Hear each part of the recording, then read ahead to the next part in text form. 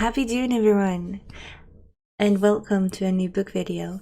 I know I've said I was going to do a lot of book videos, but I haven't actually read a lot. I've been caught up in work and a lot of self-findings and stuff, so that I've not read a lot that I felt like I could share with you guys. But this month of May, I actually read 21 books, and I feel like I finally have something to talk about, which is lovely, because now I can actually share some books with you guys, and maybe you can comment if you have read anything in May, because it's always nice to hear your book recommendations for my ever-growing TBR list. This month I actually... In May, I read a lot of different kind of books. I read some manga, I read some webcomics, I read some fantasy, I read some Swedish books that does not have a translation, so I will tell you a little bit shortly about them, but I will not go into depth with them.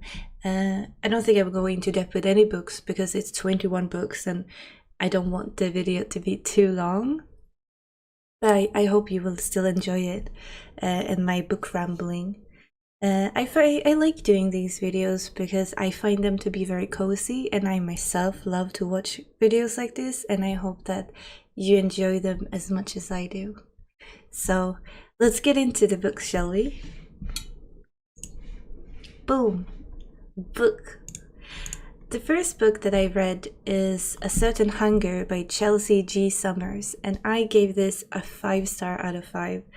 It's a wonderful book. I cannot tell you to read this book more than I am. Like, my heart is burning for this book. I didn't think I would like it, but so many people have been talking about it, and they've been saying like it's amazing, and I understand them. It's about this MILF. I don't know how to explain it. She's a little bit older. She's gorgeous looking, but she's also a cannibal. She kills all her boyfriends, and then she takes a piece of meat from them and she eats them. Sadly, one of her last victims, she got caught and she was ended up in jail. And now she's telling us the story of all the people she's been eating and killing, and I loved it. She's also been working as a food critic, this protagonist, and she describes what she do with the human meat, and I know that should be off-putting, but she explains it as if it's one of the best steaks she's had, and she describes what she does with it and everything, and the book made me hungry. I know that's weird, but I just loved it so much, this book. And I don't want to spoil much more of the book, so I'm just gonna say go read it. It's one of my favorites book I read this month, and I can't recommend it more than I already am, okay? The next book on my list that I had read was Death by Ex-Girlfriend, Aika Crisis by Haruto Tonbogiri. I hope I said that right. I don't want to give this a star at all, but I gave it 1 star because on Goodreads, the app, you have to give them a star or a rating, and 1 star is the lowest. I hated this book. If I could go back in time and tell myself that don't read it, and I would slap myself really hard, I would. I really would. The book is about this guy protagonist who comes back to his hometown, and he tweets about it, and when he comes back to his hometown, all his ex-girlfriends who are stalkers but also still in love with him, even though it's been years and years since they broke up, they all want him, and he's special and he's amazing, and they will go to any lengths to have him back. So they will fight each other, all the ex-girlfriends, and when I'm saying fighting, it's not like cat fighting, girl fighting, but it's like I will shoot you or I will slice you with my katana fighting. And there's nothing in this book that I actually like. You can tell the author is a male. You can tell because the way he describes females and women is very sexist, and I don't like that. And it's also very unrealistic to how both women think, how they are, how they talk, and how they look. Or how they work, like nothing, considering like most of his characters are female. It's kind of funny, but you can also tell that he's been watching a lot of anime, harem animes, and he wants to make an edgy harem anime book-ish, and it didn't work. It didn't work for me. We also have like one scene where the protagonist might or might not have been raped by one of the ex-girlfriends, and it's shrugged off like it's nothing. And I feel like if you're going to have something as serious as a rape or rape attempt or something like that, you have to talk about it. You can't just shrug it off like that. I felt like that was weird, and I was weirded out by it. I also don't understand what was so special about this protagonist, why all these beautiful, violent women wanted him, because it didn't make sense. I talked to the author and he said it will make sense in book 4 because there's like 8 books in the series. And I was like, yeah, I'm not gonna read that many books to find out. You know, if the first book is shit, I'm going to like put it away and I'm not going to read it. That's it. But it wasn't for me. I felt like it was very badly written, it was badly described, the dialogue was not realistic. I don't know, I just didn't like it. Maybe it's for you guys. You guys might enjoy it more than I did, but no, I didn't like it. The author said he will rewrite it, but I will most likely not read anything more from this author. Because I feel like it was a waste of 2 days. I'm sorry. But yeah, 1 star, but if I could, no star. The third book I read was Nightbitch by Rachel Yoder. I give this 3 stars. I thought it was an okay book. I read it together with my reading buddy, and we did a buddy reading. We both read it at the same time, and then we discussed it. I thought it was a weird book. Some bits of the book I don't still today understand. I think it was like going for the surrealisms and stuff like that.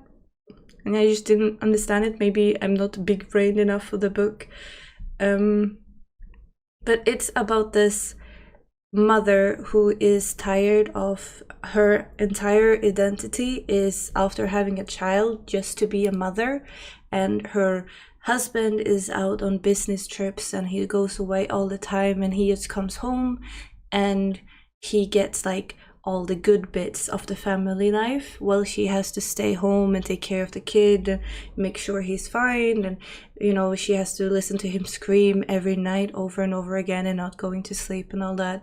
And I think she has like a bit of like depression, not super sure, but then she also starts to, in her mind, evolve into a dog, and she's bringing her son with her in that, and she starts treating her son as a dog. Like she puts like a dog collar on him, she goes for walks with him, she makes him eat raw meat and stuff like that.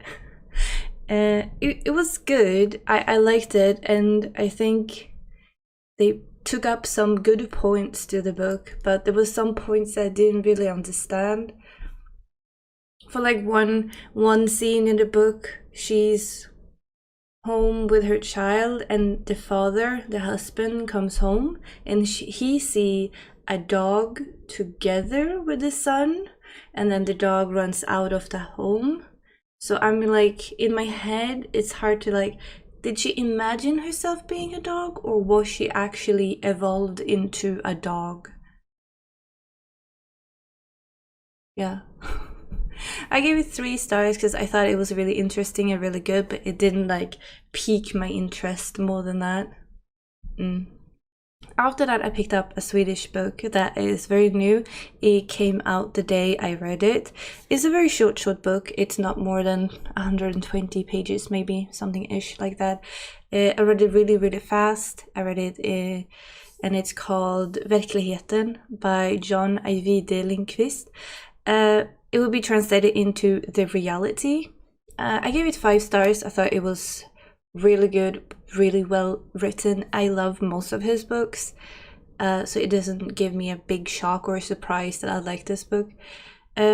Shortly about what it is about a mother in a big reality show that features a big family, and she's soon losing grip of what's real and what's not real. And she feels like, you know, the producer's telling her to act a certain way because that will give good TV, so to speak, and that will be a good show. So instead of actually being reality of how their family life are, it's very much produced, and like they have scripts on what to follow and what to do and what they can do and what they can say, just because that will give good TV.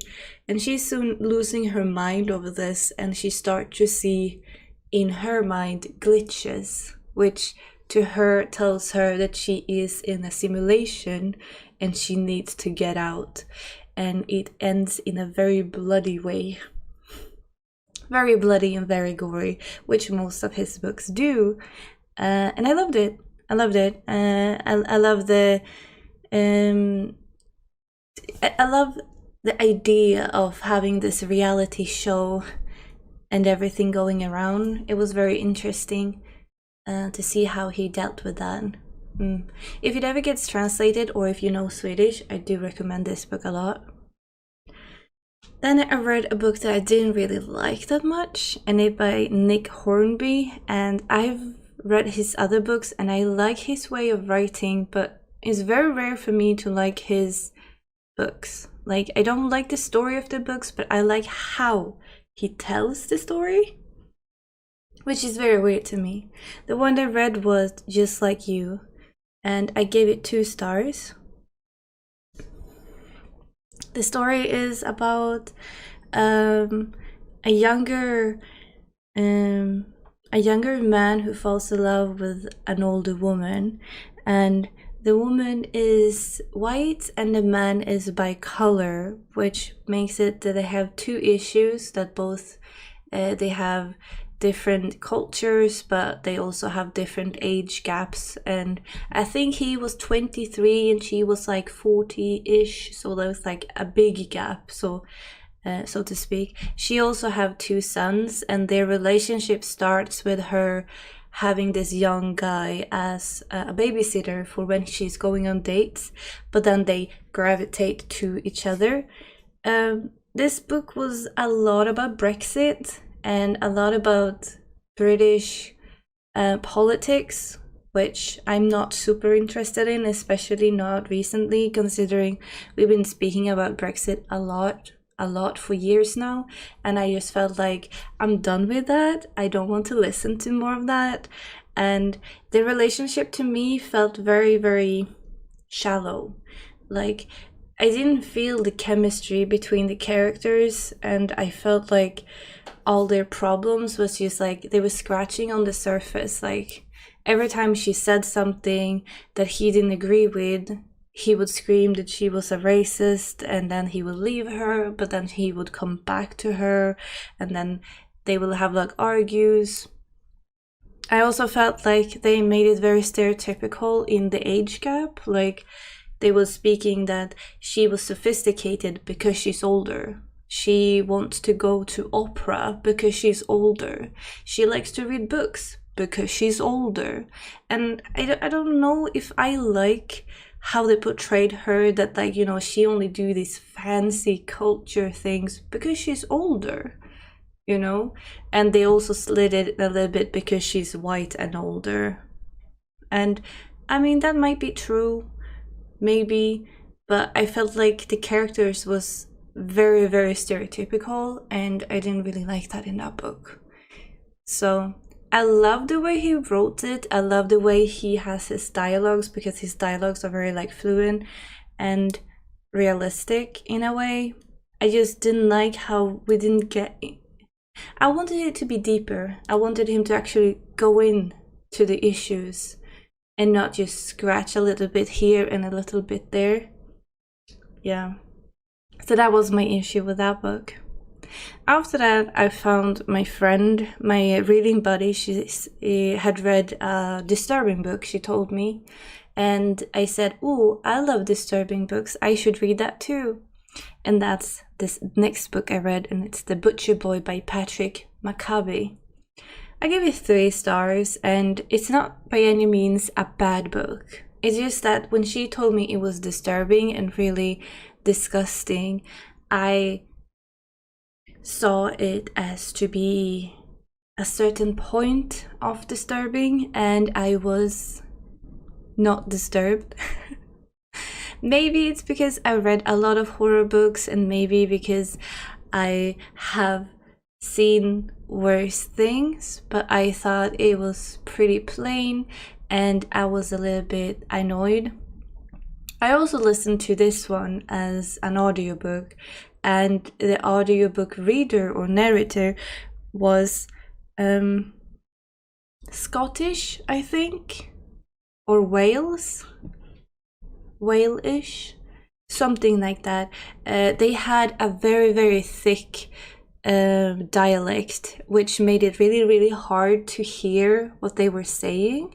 And I think it was actually Patrick himself who was the narrator. So I think the author himself narrated the book into the audiobook. Not super sure, but it threw me off because I couldn't hear what they were saying. And I think also the audio was a bit old, because the audiobook seemed very old, so it was like, it wasn't the sharpest sound altogether, which tainted my view of the book a little bit. But it was a good book. It was standard, nothing I can jump and scream like, oh my god, it was amazing. But it follows this boy of a butcher who becomes a serial killer. Yeah. I think that's like the easiest way to describe it without telling too much. But it follows him and how he becomes who he is and being this psychopath killer. Yeah. The next one I read is a Korean webcomic, and it's Who Made Me a Princess, but season 3, because season 3 is finally out. I read it both season 1 and 2 before. This is the 3rd season, and I still love it. I put it down because there's like a new episode every week, but sometimes I feel like it's hard to read one and it always ends on a cliffhanger and then you have to wait for the next week. So sometimes I just try to forget about it, and then I come back like a few months later and then I can do a big chunk of chapters in one go. I feel more comfortable doing that. So now I read the season 3 altogether, and it's still very, very intriguing. The story about Who Made Me a Princess is a girl from our world or our reality. She dies, but then she wakes up as the fictional character in one of her favorite books. The only thing is she knows that in this book, this fictional character is going to be hated by her father and murdered because he doesn't like her. So she decides, because she wakes up as a newborn baby, but she still have the thought process of herself when she died in our reality. And she decided, she's going to change the way the story is told. And she basically changes everything. It's really good. It has a lot of magic. It has the queen and princesses and people backstabbing each other. It has some adventure. It has some sad moments, I did have a little bit of tears going down my cheek on this season 3, so it was a little bit sad. I'm going to tell you that, where I was sensitive, we will never know. The next book I read is a Swedish book called Den unge Walters lidande by Augustin Erba.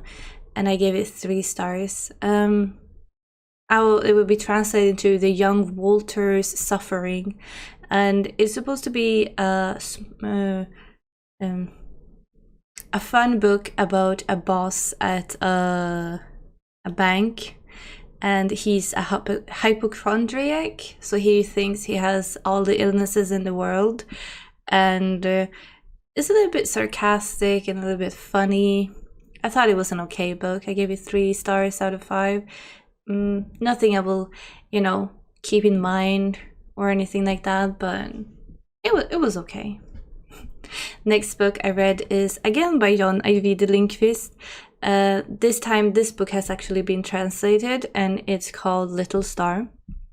I gave it 4 stars. It's really, really good. It's about 2 girls with roughly the same name, and you can follow them from they're born up until they meet, and then a big finale at the end. This book has a lot to do with music, and it's about one of the girls. She's born a psychopath and she loves to sing. The other girl, she becomes a psychopath because of what she's put through and all the trauma she's put through, and then when they meet each other, it just booms and they turn into something they shouldn't turn into. And it is a very gory book. It has a lot of gore, a lot of slash movie kind of sense to it. I loved it. But so if you're into some kind of like slasher kind of book, I would recommend that one. The next book I read is again a Swedish one called Detaljerna by Ia Genberg. It's roughly translated into The Details.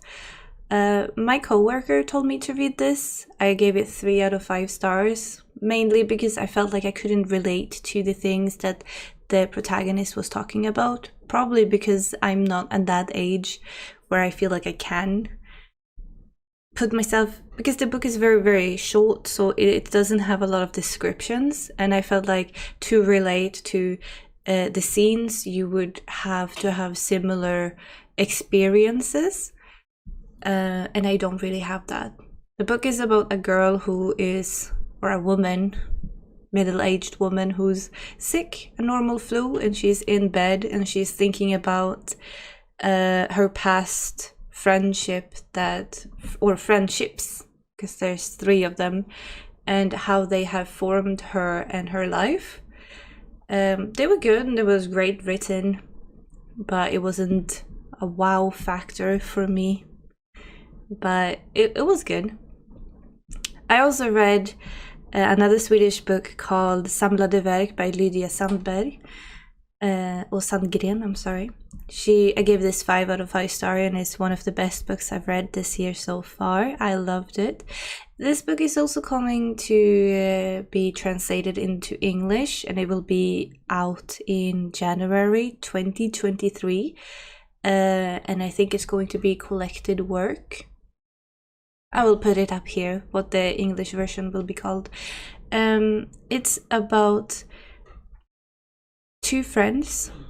One is an artist, and one wants to become an author, and later on he also becomes a book publisher, and you follow them from their school days when they are best friends up to they become old people. And it doesn't really have a story, but they have one mystery, and the author guy, he gets married, but after the second child is born, and a couple of years into that, she just ups and goes and just leaves, and we don't know why. So we also follow the daughter that later on in the story wants to find her mother and see why she left, but we also, so it's jumping a bit in time. I would say the book is mainly about relationships and relations between humans, and it's just really, really written well, and I loved it. Next, I wanted to read something horror specific again, so I picked up Benny Rose, The Cannibal King by Hailey Piper. I love Hailey Piper. I think they write really, really good books. If you want to have like that spooky theme, I gave this 3 out of 5 stars. It wasn't nothing special. It reminded me of like Friday the 13th or like a slasher kind of movie like that, like the Halloween movies almost. It gives you the Halloween, the spooky October, November vibes. So I would recommend you to read this in Halloween times. It was an okay book. I wasn't super into it, but it was an okay book. Therefore 3 stars.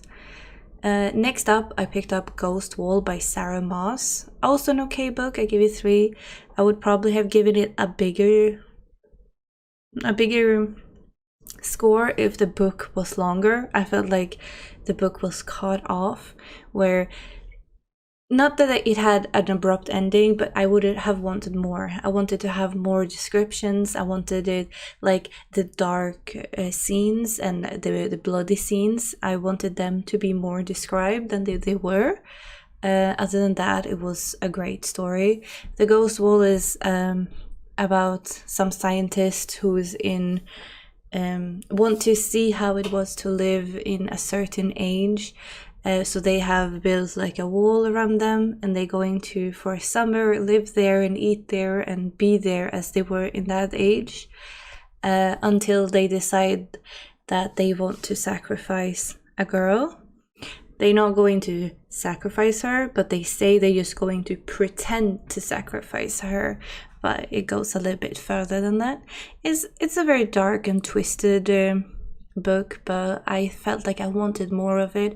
I felt like it was a very short book, and you could tell that it was very short because the descriptions was very vague, which I know some people like. I just don't. I also read Doughnuts Under the Crescent Moon. I read both volume 1, 2, and 3, and I gave them 4 out of 5 stars. I would have given it more if the characters wasn't very stereotypical in the way that you see a lesbian couple. Lesbian couples in mangas is usually one have short hair and one have long hair. One is girly, one is not girly. The other one looks like a guy-ish, and they are obviously in love, and they're like, I understand they might do this because it's easier to see who is who, but it kind of annoys me that most all yuri or lesbian manga that they do that, because that's not very realistic how lesbian couples are all the time. Other than that, it was very cute. I think one of the girls are also maybe ace, but homo-romantic. Can't say for sure that's true, because the story is not ended yet, but I do get those feelings from her, which I'm pleasantly surprised that they have. That, or I'm reading into it too much. I don't know. The story is about 2 co-workers and them first finding friendship, and then they starting loving each other. Very basic lesbian manga story-ish. They also, of course, have issues with stuff and things, but overall, it's just very cute. Very cute, well, very wholesome, and I liked it. Then I read another Swedish book called Babetta by Nina Wähä. I gave this 3 stars. You can't really translate the title because the title is A Name of a Girl. And I read it. It was going to be a story about 2 friends, one who's a famous actor and one who's just a normal girl who wanted to work in film, and they met in like a film aesthetic school in high school-ish, where they both wanted to be actors or something like that. But it goes further and further until like you feel like the friendship is not just a friendship. It feels like it's more one of the girls, the one who's not an actor. She feels very, very obsessed with her friend. She wants to be her friend. She wants to have everything her friend have. And you get to get these glimpses of their teen in their youth together, where this actor used her friend to get all the roles that she wanted. And you kind of get the feeling that her friend is very bitter about this, and she feels like that's the life I should have had, but you took that away from me. But they're still friends in quotation marks.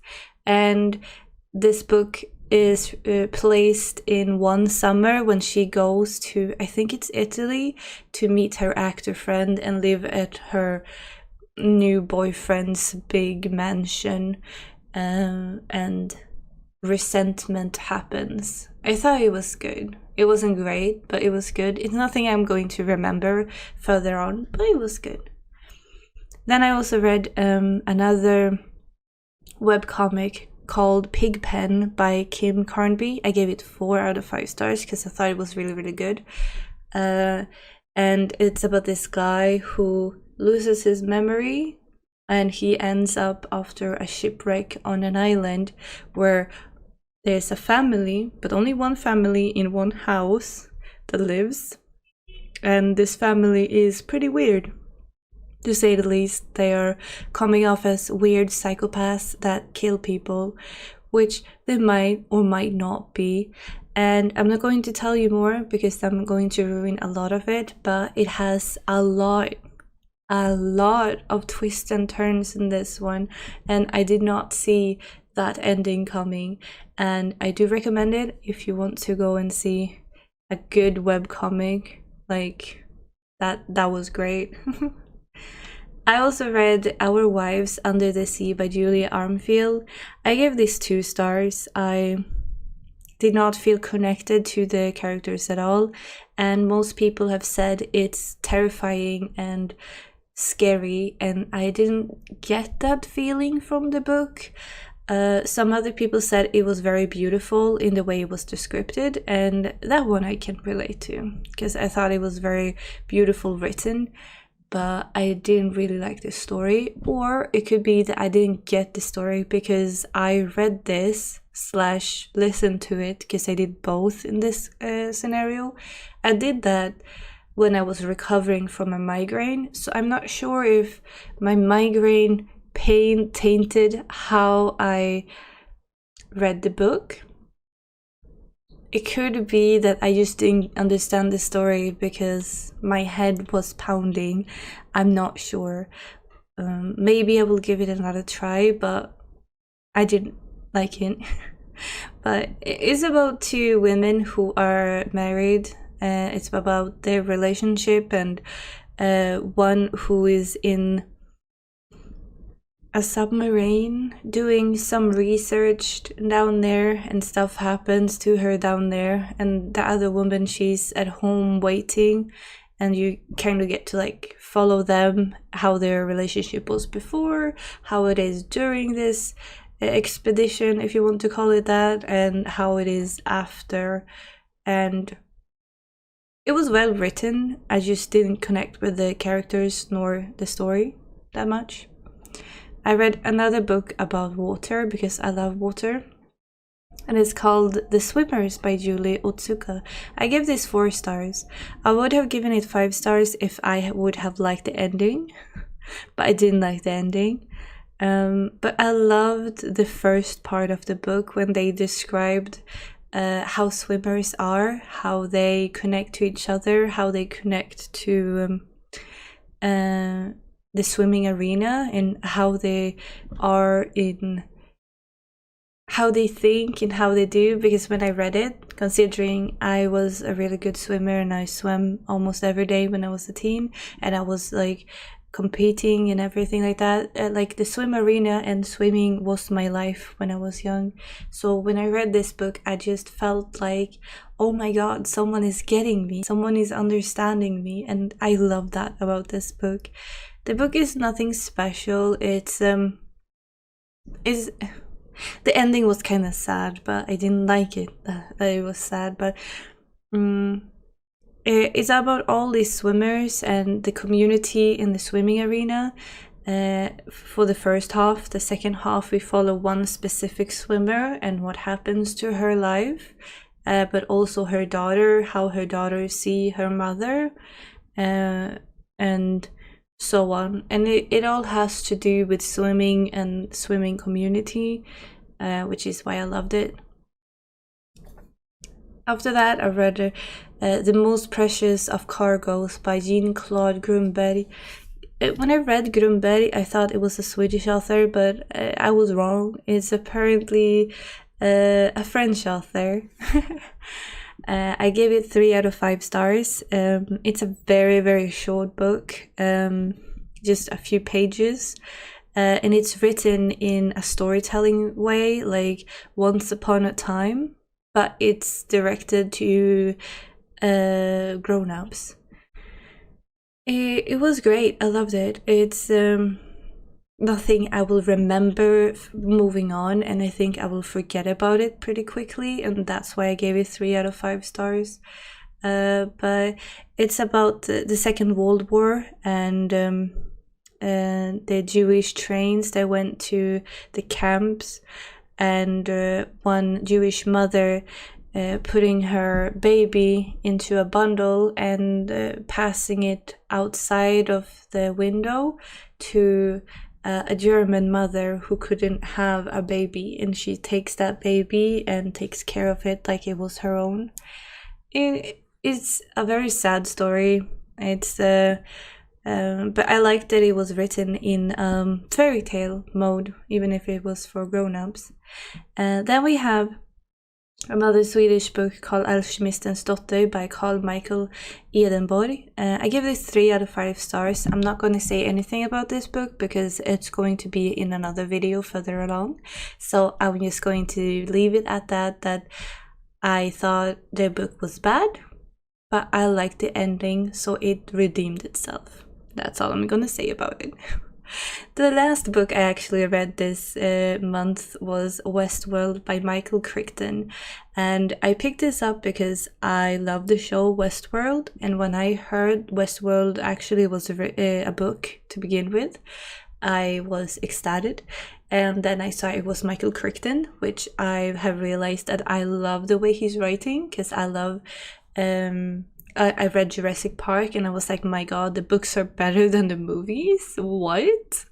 And I have actually bought a lot of Crichton's book to be read soon in the future because I realized that I love his way of writing. Westworld is written as a manuscript, as if it's a script for a movie. Which I didn't mind. I thought it was a fun touch to it, but that also gave it 4 out of 5 stars because I can't say I like reading scripts. I'm a person who I like descriptions more than I like dialogue, and when it comes to scripts, it's mainly dialogue and maybe a few small descriptions, but not much. The Westworld script that Michael Crichton wrote has nothing to do with the actual series. You can see they got the influence from the series from this script, but it's not super close to how it is. Some parts are the same, some parts are not. They've taken some scenes, some dialogue, some characters, but in full, it's not the same. Also, the script is very, very small, and I heard someone say that this Westworld script that Michael Crichton wrote actually is a movie and a movie adaptations. But I have not found it. I can only find the series, but maybe if I look a little bit more, I can find the movie to it too, and I really want to see that as well, just to, see if it's something I would like. But yeah, that was all the books I had to talk about today, and I hope you enjoyed them, and maybe I can be more up to date with my book videos. I'm also working on a book video about my best friend made me read these books. I've read all the books, I just need to edit that video as well, so you can look forward to that. It's an upcoming project of mine. But before all that, I hope you guys will have a wonderful day, and I'm sorry for this very long video. And thank you if you stick around to the end. And kisses. Mwah.